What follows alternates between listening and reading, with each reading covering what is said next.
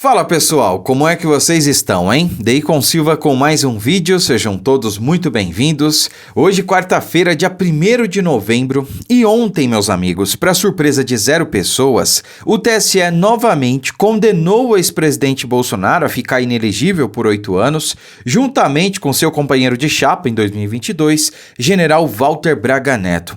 E a gente já esperava que algo nesse sentido fosse acontecer, realmente não foi nenhuma surpresa, né?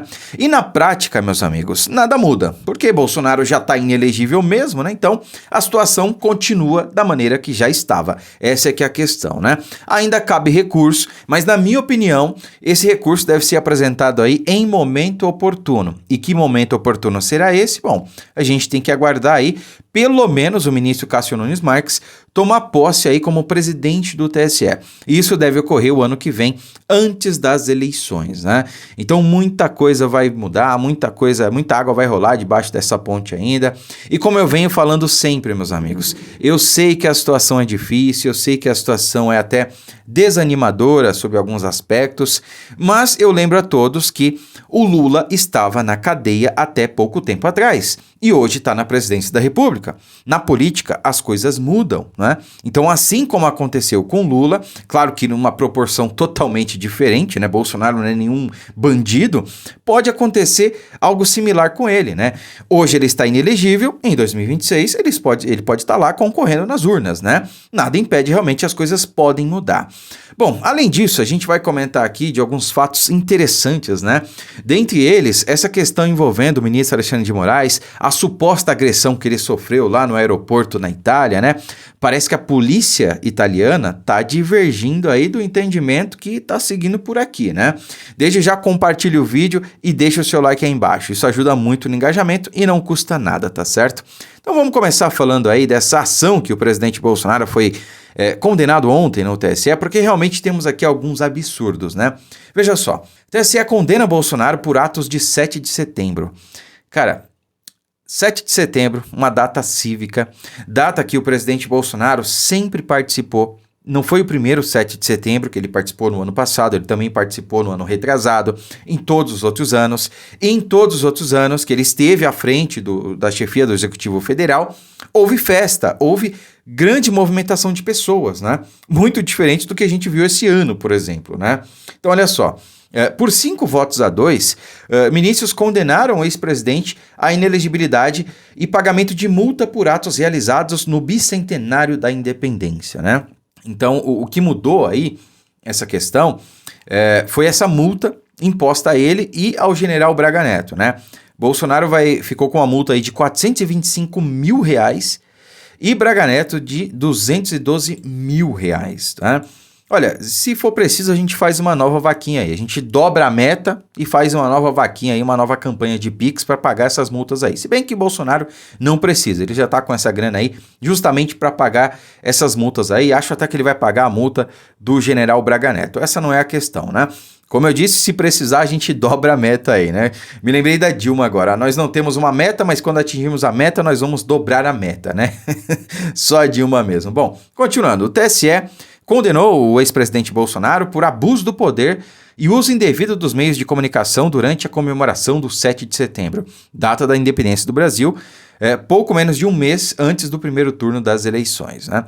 Ao todo, 4 ministros acompanharam o voto do relator, o ministro Benedito Gonçalves. Ressalto sempre, aquele dos tapinhas no rosto, né? Daquela clara intimidade que a gente viu ali entre ele e o Lula, né? Que votou pela condenação do ex-presidente à inelegibilidade. Além do ex-presidente, o ex-candidato a vice na chapa, Walter Braga Neto, também foi declarado inelegível pela Corte Eleitoral, né? Então, os únicos que divergiram dos votos foram Raul Araújo e Cássio Nunes Marques. E vejam só, meus amigos, o ministro Raul Araújo, ele vai tomar o lugar do Benedito Gonçalves como ministro relator, né? Aliás, como corregedor do TSE. Isso, se eu não me engano, vai ocorrer ainda nesse mês. Se eu não me engano, eu preciso confirmar, né? E o ministro Cássio Nunes será o próximo presidente do TSE. Lembro a todos também que o ministro Alexandre de Moraes vai sair do TSE e no lugar dele, não sei se especificamente no lugar dele, mas entra o ministro André Mendonça, tá? Então nós teremos aí Cássio Nunes Marques, André Mendonça e Raul Araújo, tá? Aí há uma incógnita aí de como vai figurar um quarto ministro, tá, que deve entrar aí, que eu não sei ainda quem é, mas que deve entrar para compor o TSE também, tá? No lugar da ministra Carmen Lúcia, e aí a gente pode ter um 4-3 a favor do presidente Bolsonaro num eventual recurso que ele possa apresentar. Essa que é a questão, né? Então, como eu disse, as coisas podem mudar até 2026, tem muita água para rolar até lá, tá bom? Agora vamos falar aqui um pouco desse caso envolvendo o ministro Alexandre de Moraes e da suposta agressão que ele e a família dele sofreram lá no aeroporto na Itália, né? Porque eu acho interessante, porque essa questão realmente pode ter uma grande reviravolta, né? E vocês vão entender por quê. Vejam só. Primeiro a gente precisa entender que esse caso está sendo acompanhado, julgado, relatado pelo ministro Dias Toffoli lá no STF, né? E aí, pasmem, meus amigos, pasmem. O ministro Dias Toffoli nomeou o ministro Alexandre de Moraes como assistente de acusação. Olha, em tese, o ministro Alexandre de Moraes é vítima nesse processo, correto? No Brasil, vigora o sistema acusatório que diz o seguinte: as figuras no tipo penal dentro de um processo não podem se confundir, né? Nós temos aí a figura do acusador, do juiz, da vítima, né? O réu, enfim. Essas figuras não podem se confundir, ou seja, aquele que julga também não pode ser vítima dentro do processo. Isso violaria o sistema acusatório que vigora no Brasil. Então, há no mínimo aí um conflito de interesse, colocando o ministro Alexandre de Moraes como assistente de acusação nesse processo, né? E pelo menos a PGR se posicionou nesse sentido. Olha só, PGR pede revisão de decisões sobre confusão em aeroporto com Moraes, né? Então a Procuradoria-Geral da República pediu nessa segunda-feira que o ministro Dias Toffoli, relator da ação sobre a confusão com o ministro Alexandre de Moraes e sua família no aeroporto em Roma, reveja parte da decisão. No dia 24 de outubro, Toffoli autorizou o ministro, a esposa e os 3 filhos a se tornarem assistentes de acusação no processo, o que pode representar um potencial conflito de interesses, né?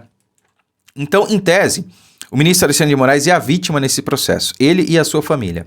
E aí o ministro Dias Toffoli resolve, sei lá, dar um tapa na cara de todo o povo brasileiro e nomear a suposta vítima desse processo como assistente de acusação. Cara, é surreal isso aqui. Pelo menos a PGR se manifestou aí, e se tiverem o mínimo de bom senso, né, o ministro Dias Toffoli vai aceitar esse posicionamento da PGR. Afinal de contas, o Ministério Público é quem detém toda a ação penal pública, né? Bom, continuando ainda nessa seara. Polícia italiana não viu crime contra Alexandre de Moraes, diz ofício enviado por defesa. Defesa aponta, reforça versões do episódio e afirmam que filho de ministro pode ter encostado em empresário. Olha aí. O advogado Ralph Tormina Filho, responsável pela defesa dos suspeitos de agressão contra o ministro Alexandre de Moraes no aeroporto em Roma, divulgou um documento da polícia italiana enviado à Procuradoria-Geral da República Brasileira que afirma não ter identificado a ocorrência de crimes no incidente. De acordo com o portal UOL, a polícia italiana concluiu, após examinar as imagens, que os fatos não configuram crimes que possam ser processados. No documento é mencionado um único contato físico digno de nota, quando Roberto Mantovani, filho, né, teria tocado levemente os óculos de Alexandre Barsi de Moraes. A defesa dos suspeitos nega a agressão e alega que o filho do ministro teria iniciado a discussão. Bom, o que a gente pode concluir disso tudo é o seguinte, né? Podemos ter uma reviravolta nesse caso aí. Sim, meus amigos. Por quê? A polícia italiana concluiu, segundo o portal UOL aqui divulgou, que não há nenhum fato no vídeo que possa ser processado, ou seja, não houve agressão por parte dos acusados ao ministro ou à família dele, né? O que houve foi um esbarrão no óculos ali, coisa que não merece ser processado. Então, imagina se esse processo aí não dá em nada e os réus são absolvidos. Aliás, eu nem sei se eles são réus, eles são acusados, né? Não tem um processo formal ainda, tem um procedimento investigatório, eu acho que é isso, né? De qualquer maneira, vamos supor que não dê em nada, o que eu espero que realmente aconteça e que se conclua dessa maneira, né? Porque de fato não aconteceu, segundo a própria polícia italiana, como divulgou aqui a UOL. Imagina só como não vai ficar a situação para o ministro Alexandre de Moraes ser processado por um dos advogados, aliás, por um dos empresários que foi chamado de bandido pelo ministro Alexandre de Moraes, lá no aeroporto. Isso é um crime contra a honra. Calúnia, injúria e difamação. E olha, isso aí é causa ganha, tá? O cidadão lá não tem nenhuma condenação, nenhuma sentença penal condenatória transitada em julgada para que o ministro Alexandre de Moraes o chame de bandido. Ele não tinha esse direito, né? Portanto, é causa ganha. Imagina só como não vai ser, né? De fato, teremos aí uma reviravolta, né? O ministro Alexandre de Moraes vai ser processado por aquele que hoje está acusando, né, de ter agredido aí, supostamente, a sua família, né? Eu quero estar aqui para ver essa situação, tá?